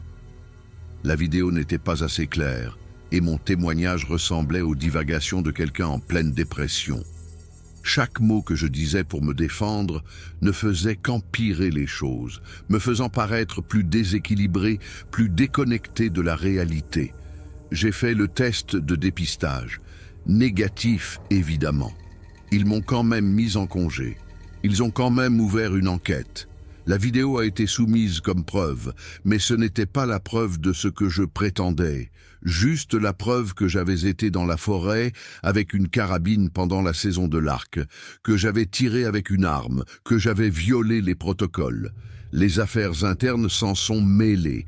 Ils m'ont interrogé pendant 4 heures, posant les mêmes questions de différentes manières, essayant de trouver des incohérences dans mon histoire. Ils m'ont traité comme un suspect, pas comme un collègue, comme quelqu'un qui avait enfreint la loi et inventait des histoires pour le justifier. Du novembre, j'ai engagé une avocate, Kate Morrison, spécialisée en droit du travail et en questions de personnel gouvernemental. Elle a été directe avec moi d'une manière à laquelle je n'étais pas préparé. Ils vont vous virer. La violation est claire. La vidéo n'aide pas votre cas. En fait, elle l'aggrave, car elle prouve que vous étiez là avec une carabine alors que vous n'auriez pas dû. Le mieux que nous puissions faire est de négocier une démission au lieu d'un licenciement, de conserver votre retraite, d'éviter des poursuites pénales. Je dis la vérité. Je crois que vous croyez que c'est la vérité. Mais Brett, la vérité et les preuves sont 2 choses différentes. La vidéo ne montre pas ce que vous dites qu'elle montre. Je l'ai regardée 10 fois. Elle montre une grande forme sombre, mais elle ne montre pas de détails. Elle ne prouve pas que ce n'était pas un ours. Et même si c'était le cas, même si vous aviez une vidéo 4K cristalline d'une créature bipède de 2,40 m, vous avez quand même tiré avec une arme à feu en violation des réglementations de la saison. Vous avez quand même violé plusieurs protocoles. Vos intentions n'ont pas d'importance. Vos motivations n'ont pas d'importance. Vos actions, si. Donc je suis censé abandonner, accepter que j'ai vu quelque chose d'inédit et les laisser l'enterrer? Vous êtes censé protéger ce qu'il vous reste, votre retraite, votre réputation, votre liberté. Brett, il pourrait porter plainte. Tir dangereux, mise en danger d'autrui, violation des réglementations de la pêche et de la chasse. Ce sont toutes des infractions passibles de poursuite. La seule raison pour laquelle il n'insiste pas plus est à cause de votre dossier, parce que vous avez été un bon employé pendant 23 ans. Ne gâchez pas ça en menant une bataille que vous ne pouvez pas gagner. 3 novembre. Je suis retourné au départ du sentier de Junction Creek. Je n'ai pas pu m'en empêcher. J'avais besoin de plus de preuves. J'avais besoin de quelque chose de concret. J'ai marché jusqu'à la clairière où le bison avait été tué, en suivant le même itinéraire, regardant par-dessus mon épaule à chaque pas. La marche qui m'avait semblé longue auparavant me paraissait interminable maintenant. Chaque ombre était une menace. Chaque son était un pas. J'ai atteint la clairière. Le bison avait disparu. La carcasse entière. Plus de 350 kilos de poids mort, tout simplement partis. Il y avait du sang sur le sol, des taches massives dans l'herbe, des traces de traînées menant dans un bois épais. Mais le bison lui-même avait disparu. Quelque chose l'avait déplacé, et la seule chose assez forte pour déplacer un tel poids était la même chose qui l'avait tué, ou plusieurs choses travaillant ensemble. J'ai essayé de suivre les traces de traînées, mais elles disparaissaient dans un terrain trop accidenté pour un pistage efficace. La piste menait en montée, à travers des chablis et un sous-bois épais, dans une zone si enchevêtrée que je ne pouvais pas suivre sans faire un bruit énorme. J'ai cependant trouvé d'autres empreintes, les mêmes empreintes bipèdes de 40 cm, plusieurs séries cette fois, au moins 3 individus différents d'après les tailles variables. Cela m'a terrifié plus que tout. L'idée que ce que j'avais vu n'était pas seul, qu'il y en avait d'autres, qu'ils étaient assez organisés pour récupérer une proie et la déplacer, qu'ils travaillaient ensemble. Cela suggérait une structure sociale, une coopération, une intelligence au-delà de ce que j'étais prêt à accepter. Je suis resté dans la forêt jusqu'à la nuit, photographiant tout ce que je pouvais trouver. Plus d'empreintes, des excréments, des branches cassées à des hauteurs qui suggéraient des créatures de 2,40 m se frayant un chemin. Mais rien qui ne prouverait quoi que ce soit à quelqu'un qui ne voulait pas y croire. Rien qui ne puisse être expliqué comme des signes d'ours ou des preuves mal identifiées. Je suis rentré chez moi cette nuit-là en sachant que j'avais échoué, que les preuves dont j'avais besoin n'existaient pas ou ne pouvaient pas être capturées, que ma carrière était terminée. 4 novembre, l'audience, le comité des affaires internes. 5 administrateurs qui avaient déjà pris leur décision avant que j'entre dans la pièce. Patricia Chen, en tant que présidente du comité, Tom Bradshaw, 2 directeurs régionaux que je connaissais à peine, et un avocat représentant le département. Ils ont passé la vidéo, posé leurs questions et m'ont offert le dossier de démission. Le prendre ou faire face à un licenciement et à de possibles poursuites pénales pour mise en danger d'autrui et violations liées aux armes. Ils ont été professionnels, ils ont reconnu mes années de service, m'ont remercié pour mes contributions, ont exprimé leur inquiétude pour mon bien-être. Mais le message était clair, démissionnez ou soyez détruits, acceptez que j'ai vu un ours et que j'ai eu un incident lié au stress, ou insistez sur la vérité et perdez tout. Mon avocat s'est penché. Acceptez, Brett. Ne jetez pas votre retraite en luttant contre ça. Vous avez une fille, vous avez un avenir. Ne le sacrifiez pas pour ça. Alors j'ai accepté. J'ai signé les papiers sur le champ, la main tremblante, regardant mon nom se poser sur la lettre de démission. 23 ans de service se terminant par une démission forcée et une clause de confidentialité sur l'incident. Ils ont été clairs. Toute déclaration publique sur ce qui s'est passé entraînerait des poursuites judiciaires immédiates, ma retraite serait révoquée et ils engageraient des poursuites pénales. L'histoire officielle est que j'ai eu un incident dû au stress sur le terrain, que j'ai tiré accidentellement avec une arme lors d'une rencontre avec un ours et que j'ai volontairement démissionné pour poursuivre d'autres opportunités. La vidéo est maintenant dans leur dossier, classée comme preuve non concluante d'une rencontre avec un ours. Les photos des empreintes sont rejetées comme des empreintes d'ours mal identifiées, peut-être photoshopées ou prises ailleurs. Les traces de traînées sont attribuées au comportement normal des charognards, des ours et des loups travaillant ensemble. Tout ce que j'ai documenté est expliqué, minimisé ou classé dans une armoire où personne ne le regardera plus jamais. Je suis assis dans mon pick-up sur le parking après l'audience, regardant mes anciens collègues marcher vers leur voiture, et je pense à ce qui est encore là dehors, dans la Lewis and Clark National Forest. Quelque chose de 2,40 m de haut, quelque chose qui peut tuer un bison de 400 kg à main nue, quelque chose qui travaille en groupe, qui déplace des carcasses, qui lance des pierres et secoue des arbres et pousse des avertissements vocaux. Quelque chose qui était là bien avant que nous ne cartographiions cette terre et qui sera là bien après notre départ.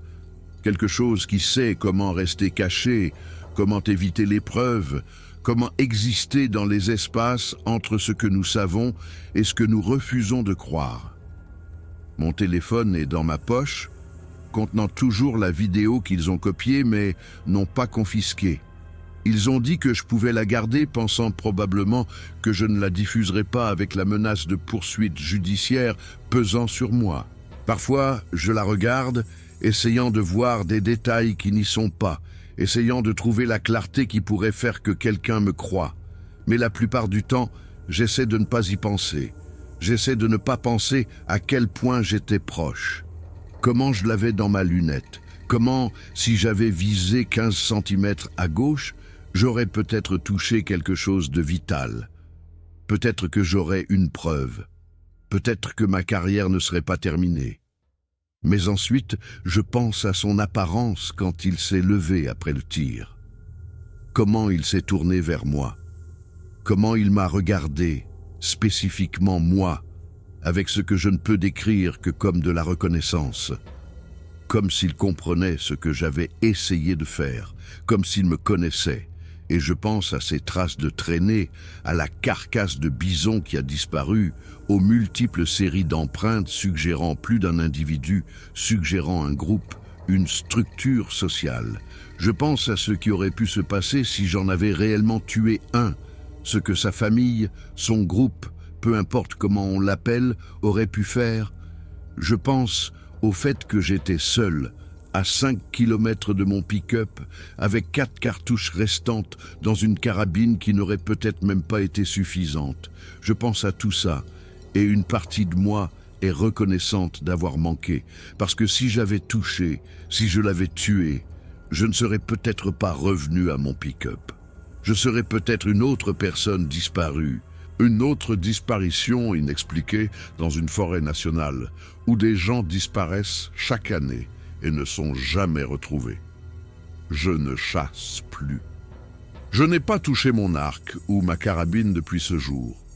J'ai vendu le pick-up, j'ai acheté une berline, quelque chose qui ne peut pas gérer les routes forestières. J'ai pris un travail dans un magasin d'articles de sport à Great Falls, aidant les touristes à acheter du matériel de camping, les écoutant parler de leurs aventures dans la nature. Le salaire est terrible, le travail est abrutissant. Mes collègues sont des gamins qui ont la moitié de mon âge et qui pensent que la nature sauvage est ce qu'ils voient sur Instagram. Mais c'est un emploi. Et avec ma retraite intacte, je peux payer mes factures, garder mon appartement, voir Emma lors de mes week-ends prévus. Parfois, quelqu'un mentionne avoir vu quelque chose d'étrange dans les bois, des empreintes qu'il n'a pas pu identifier ou des sons qu'il n'a pas pu expliquer, et je hoche simplement la tête. Je souris et je leur dis que c'était probablement un ours.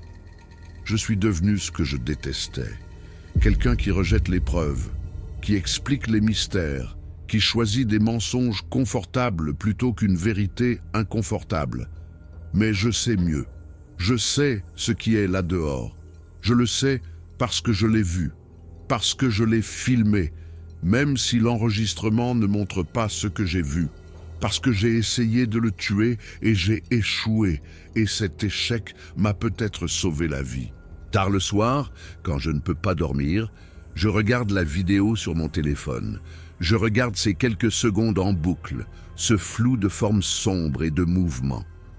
Je me regarde essayer de tenir la caméra stable alors que mon monde s'effondre. J'écoute ma propre voix dire « Mon Dieu » comme une prière ou une malédiction. Et je me demande si quelqu'un d'autre a vu ce que j'ai vu, si quelqu'un d'autre a une vidéo cachée qu'il a trop peur de montrer, si je suis seul à savoir ce qui est vraiment là dehors. Le pire, ce n'est pas de perdre ma carrière. Le pire, ce n'est pas la honte d'une démission forcée ou les difficultés financières ou de devoir expliquer à Emma pourquoi papa ne travaille plus pour l'État. Le pire, c'est de savoir que tout ce que nous pensons du monde naturel, de ce qui est possible, de ce qui existe dans nos propres forêts, est incomplet. Il y a des choses dans la nature que nous ne comprenons pas, que nous ne pouvons pas classifier, que nous ne pouvons pas expliquer, et peut-être qu'elles le veulent ainsi. Peut-être qu'elles sont meilleures pour se cacher que nous ne le sommes pour chercher.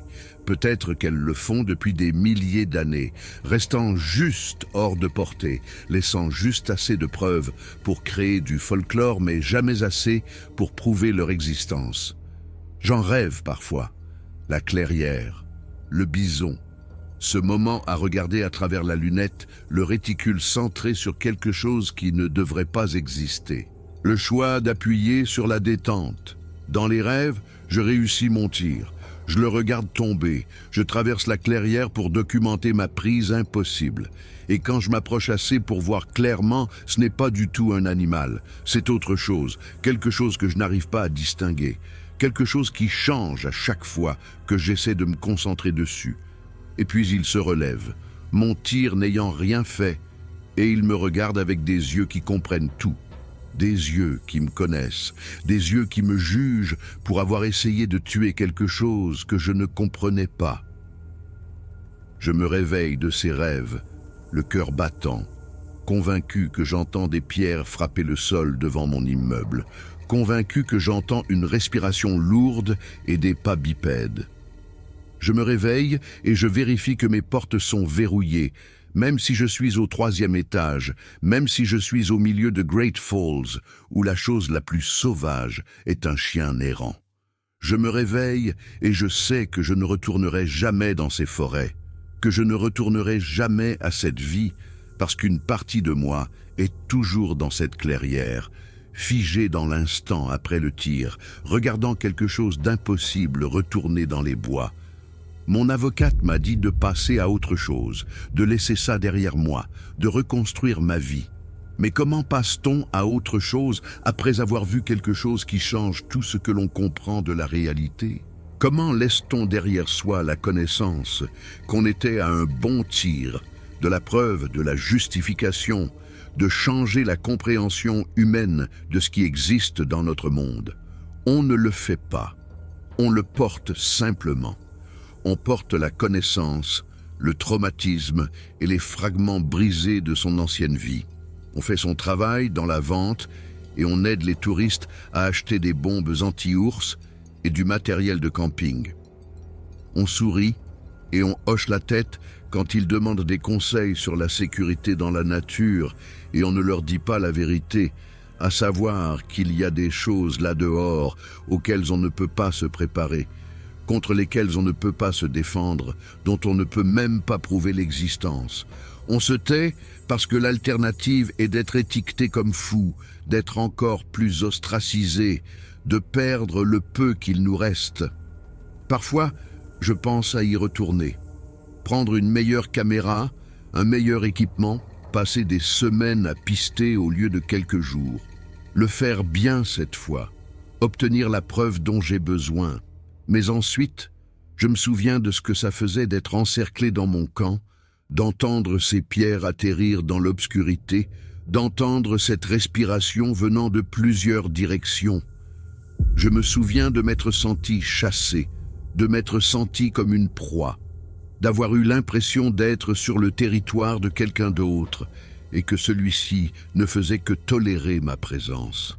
Je me souviens de ce regard qu'il m'a lancé après le tir, cette reconnaissance, cette compréhension.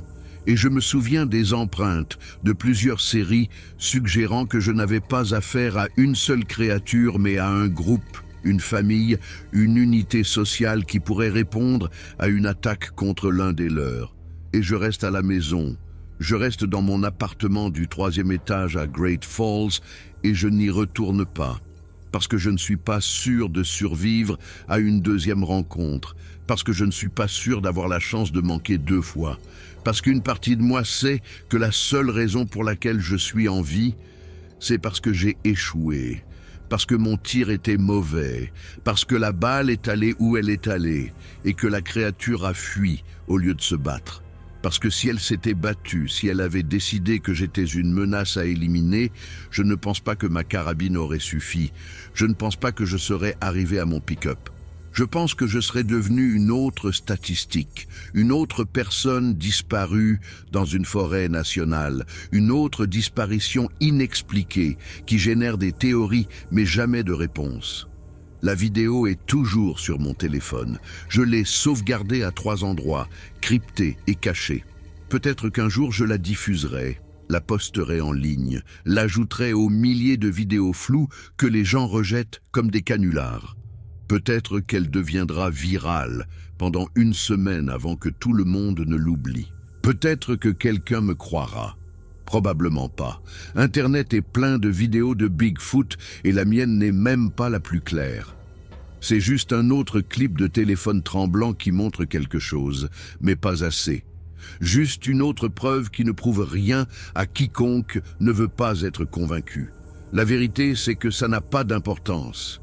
La créature est toujours là dehors, toujours à chasser, toujours à tuer, toujours à exister dans une réalité que nous refusons de reconnaître. Et je suis ici, au chômage, traumatisé et essayant de comprendre comment vivre avec ce que je sais. Essayant de comprendre comment expliquer aux gens pourquoi je sursaute au bruit soudain, Pourquoi je ne vais plus en randonnée? Pourquoi je me réveille à 4 heures du matin pour vérifier mes serrures? Essayant de comprendre comment être un bon père pour Emma, alors que j'ai à peine les idées claires, alors qu'à chaque fois qu'elle veut parler de la nature ou des animaux, je dois lutter contre l'envie de lui dire la vérité, de la prévenir, de lui expliquer que le monde est plus étrange et plus dangereux que quiconque ne l'admet. Ils ne peuvent pas voir ce que j'ai vu à travers cette lunette. Ils ne peuvent pas comprendre ce que c'est que de viser quelque chose qui ne devrait pas exister et de faire le choix de tirer. Ils ne peuvent pas savoir ce que l'on ressent quand on manque, qu'on le regarde fuir, qu'on réalise qu'on vient de renoncer à la seule preuve qu'on n'aura jamais la chance de recueillir, comprendre qu'on a eu un moment, un tir, une opportunité de changer la compréhension humaine de ce qui est possible et qu'on a manqué. Je vis avec cet échec tous les jours. Chaque fois que quelqu'un parle de parties de chasse ou d'aventure dans la nature, chaque fois que je vois du matériel de camping au travail, chaque fois que j'entends parler de personnes disparues dans les forêts nationales, je me demande si cette créature est responsable. Je me demande combien d'autres il y en a. Je me demande combien de randonneurs et de chasseurs disparus ont été enlevés par quelque chose que nous refusons de reconnaître. Je me demande si les autorités savent, si elles ont vu des preuves comme les miennes, s'il y a des dossiers quelque part remplis de mises à mort, inexpliquées, d'empreintes étranges et de témoignages de gens comme moi qui ont vu quelque chose et ont été détruits pour l'avoir signalé. L'audience est terminée, ma carrière est terminée, l'enquête est close. Le dossier officiel montre qu'un biologiste stressé a eu une dépression sur le terrain, a tiré sur un ours et a démissionné. Propre, simple, facile à classer et à oublier. Mais je ne peux pas oublier. Je ne peux pas ne plus voir ce que j'ai vu. Je ne peux pas annuler le tir que j'ai fait ou le tir que j'ai manqué. J'ai 41 ans, une démission forcée de la seule carrière que j'ai jamais connue, une vidéo qui ne prouve rien, une connaissance que personne ne veut entendre. Et quelque part dans la Lewis and Clark National Forest, dans le bassin de Junction Creek, au nord-est de Great Falls, quelque chose de 2,40 m de haut est toujours là, toujours à chasser, toujours à tuer des bisons, des cerfs et tout ce qu'il veut, toujours à lancer des pierres sur quiconque campe trop près de son territoire, toujours à secouer des arbres et à crier dans la nuit et à exister au mépris de tout ce que nous pensons savoir. Toujours à se nourrir dans des clairières où il sait que personne ne le verra ou où il sait que quiconque le verra ne sera pas cru. Je le sais parce que je l'ai vu, parce que je l'ai filmé, parce que j'ai essayé de le tuer, parce que j'ai manqué. Et ce tir manqué est peut-être la seule raison pour laquelle je suis en vie pour raconter cette histoire. La seule raison pour laquelle je peux m'asseoir ici dans mon appartement, taper ceci et espérer que peut-être quelqu'un me croira. Peut-être que quelqu'un d'autre a vu ce que j'ai vu. Peut-être que je ne suis pas seul à savoir ce qui est là dehors. Mais probablement que si. Probablement que je porterai cette connaissance seul pour le reste de ma vie, travaillant dans la vente, évitant les forêts et me réveillant de cauchemars où le tir atteint sa cible, où la créature ne fuit pas et où je dois faire face à ce que j'ai tué, où je dois m'approcher du corps, le voir de près et comprendre exactement ce que j'ai détruit, où je dois faire face aux autres qui reviennent, trouvent leur mort et décident quoi faire de l'humain qui a tué l'un des leurs. Certaines choses ne sont pas destinées à être prouvées. Certaines choses ne sont pas destinées à être tuées. Certaines choses sont destinées à rester cachées dans la nature, existant dans les espaces entre ce que nous savons et ce que nous refusons de croire. Je le comprends maintenant. Je le comprends avec la clarté qui ne vient que de l'échec, du tir manqué qui aurait tout changé. Je le comprends chaque fois que je regarde cette vidéo floue sur mon téléphone, chaque fois que je me souviens du poids de la carabine dans mes mains, chaque fois que je pense à quel point J'étais proche de la preuve et à quel point je suis reconnaissant d'avoir échoué. Parce que l'échec m'a gardé en vie. L'échec a renvoyé cette créature dans la forêt au lieu de l'abattre dans cette clairière. L'échec a fait en sorte que je reste humain au lieu de devenir autre chose, un chasseur qui a franchi une ligne qui ne devrait pas être franchie. Je vis avec ça maintenant. Je vis en étant l'homme qui a vu Bigfoot et a manqué son tir, l'homme qui avait la preuve dans sa lunette et l'a laissé s'enfuir. L'homme qui a tout perdu en essayant de documenter quelque chose que le monde ne veut pas savoir qu'il existe. Et tard le soir, quand je ne peux pas dormir, quand je vérifie mes serrures pour la 3e fois et que j'écoute des bruits qui ne sont probablement pas là, je me dis que ça en valait la peine. La carrière, la honte, le traumatisme. Parce qu'au moins, je sais, au moins j'ai vu. Au moins pendant ces quelques secondes, en regardant à travers une lunette de visée quelque chose d'impossible, j'ai compris que le monde est plus étrange et plus terrifiant que nous nous permettons de le croire. Ça doit bien valoir quelque chose. Même si personne ne me croit, même si la vidéo est trop floue pour prouver quoi que ce soit, même si je passe le reste de ma vie à travailler dans la vente, à éviter la nature et à porter cette connaissance seule. Même si Emma grandit en pensant que son père est brisé, en pensant que j'ai gâché ma carrière pour rien, sans comprendre que j'ai vu quelque chose de réel, quelque chose qui existe, quelque chose qui change tout. Ça doit bien valoir quelque chose, il le faut, parce que si ce n'est pas le cas, si cette connaissance ne vaut rien, si voir la vérité a simplement détruit ma vie pour rien, alors à quoi bon? À quoi bon être un scientifique, étudier le monde naturel, poursuivre la vérité si la vérité vous détruit? Si les preuves n'ont pas d'importance, si ce que vous savez est moins important que ce que les gens veulent croire? Je n'ai pas de réponse à ça. J'ai juste la vidéo sur mon téléphone, les souvenirs dans ma tête et la connaissance que quelque part là-dehors, dans les forêts du Montana, quelque chose de 2,40 m de haut vit sa vie, se nourrissant d'animaux, existant au mépris de la compréhension humaine. Et j'ai essayé de le tuer, et j'ai échoué, et cet échec est la seule chose qui m'a gardé en vie. Certaines nuits, cela semble suffisant. La plupart des nuits, non.